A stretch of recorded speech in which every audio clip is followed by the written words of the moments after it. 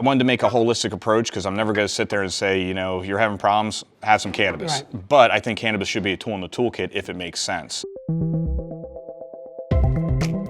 As a special operations team commander with Marine Raiders, Bryan Buckley fought for his country in Afghanistan.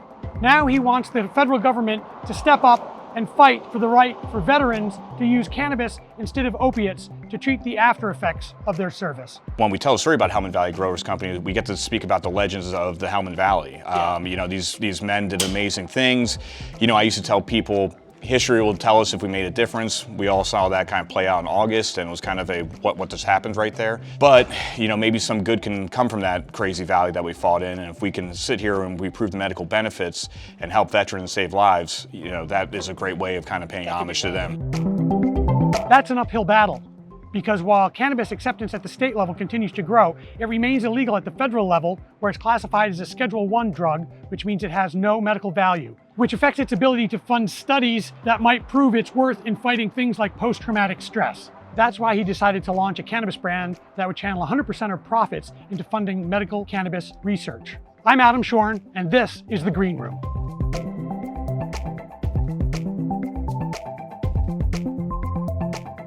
Went to Fallujah, Iraq.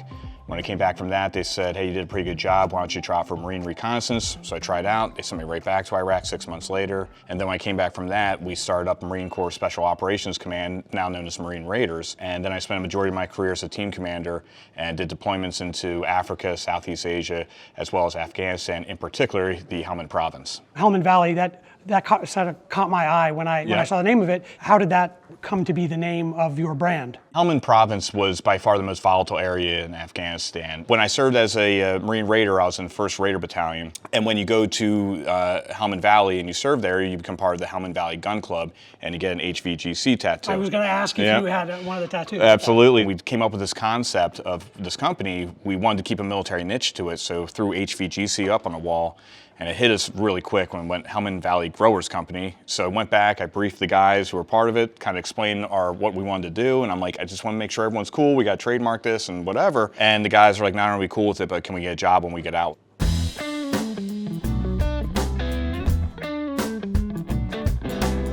For those of you who kind of are unfamiliar with our products, we color code everything to make it more easily identifiable. So anytime we're talking about our hybrid products, it's going to be in a green box such as this. Your flagship product that you started with are these vape cartridges. Yes, so this is one of our distillate vape cartridges. This particular strain is our Purple Trainwreck, probably our most popular hybrid distillate cart. Hybrids, that olive green, our sativas, we always color code these sort of desert brown, which leads us to our indicas, which we have our Purple Kush, and we also have our Afghanimal. Called Afghanimal, so it's a cross between Afghani and animal cookies. It was kind of when I transitioned out of the military. I'm 100% disabled, and I was just having a really rough time sleeping at night, and that's when someone's like, hey, why don't you try some cannabis? And when I took it, it was probably the first time I just felt like a warm blanket hit my brain, and it was kind of like my mind was finally at peace. Did it help you sleep? It was the first night I got a full night of sleep, and I don't know how long. I had an opportunity to talk to some members of Congress, and they're like, listen, I'll say... And that was in 2016? 2016, and they're like, I would say right now, I'm sure it works. But they're like, I'm not walking out that door and going to make that statement in front of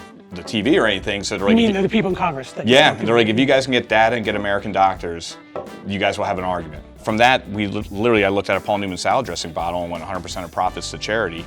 And so that's what... Yeah, that was one of the ideas when we said, hey, with Helmand Valley Growers Company, why don't we do 100% of our profits to help fund our research? The whole reason for the company is for them to raise funds to do research about cannabis versus opiates for veterans, which is a great selling point in theory. How does that resonate with customers when they come in and inquire about it? I think it definitely resonates with people because I feel like when people come in to shop for cannabis, a lot of times they don't even really know anything about the brands. They just see the product, they see the strain name, and they see the percentage of THC, and then they're like, I want that one. But when we are able to talk about the company in the background, we have a couple different companies like HVGC where they have that more like charitable background. People do take it very well, and I think it does like translate to sales a lot. People like to know that they're helping a cause that they believe in because they're here shopping, so they do obviously believe in cannabis and the properties that it has. Prior to us actually bringing any products on the shelves, we test these out. on veterans that are already dealing with PTSD. So we'll sit down with them, we'll talk with them about some of the issues and symptoms that they have, things that are associated with post-traumatic stress. So once we have an idea of, you know, some of the challenges that they're facing, we can say, hey, like, try this. To be clear, that's different than the study, the large studies that are going to be funded by the profits from Correct. this. This is just sort of like you're sort of doing like market research. Yeah, I mean, it's kind of a double-edged sword. We're lucky enough to have these connections through the work that these guys have done in their military career. And at the same time, because of their military career, we unfortunately have an unlimited supply of people. And there's no way to really tell or dictate, you know, who's going to be affected. What do you need to have on hand to fund this study? You know, we probably, you know, we need a couple more $100,000. And again, if anyone wants to help donate, go to battlebrothersfoundation.org and you can donate now and help us out. And what is the study going to be? Is it going to be a certain number of? This first study will be with 90 veterans here in California. And basically the goal will be at the end of it, we'll have a recommended treatment protocol and a formulation. And then from there, we'll go on to a more robust study here with about 200 veterans. Once we prove it works here, we want to move into another state, and that way we can prove it's repeatable and accessible, and we're getting the same results. And then at that point, we're kind of as far as we can go, and that's when we'll have an opportunity to go with the Congress, raise their right hand, saying, here's your data, here's your American doctors, can we proceed with FDA trials? You know, the focus right now is on helping veterans and alleviating some of those issues that they face due to the VA's hands being tied.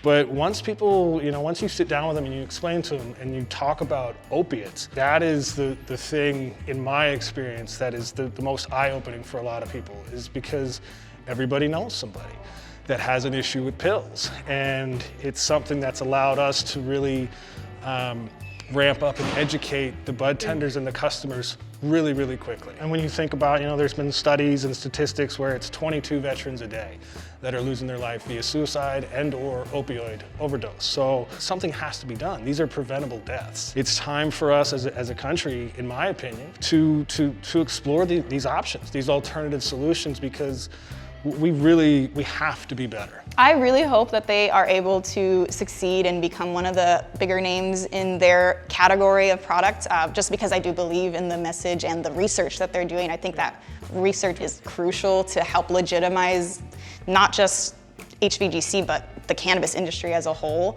People that make the legislation in California and within the federal government will be able to see that there's a reason people are buying this, and has nothing to do with just smoking weed for no reason. I don't know why we're not flipping every stone to see what solution can we find for these great men and women. I mean, I tell everyone, you know, these men and women who serve our country, they raise their right hand and sign a blank check payable with their lives. So why aren't we doing everything for them possible? I can look someone in Congress straight in the face and say, you sent me to war, now it's your turn to fix me. And what can they say to that?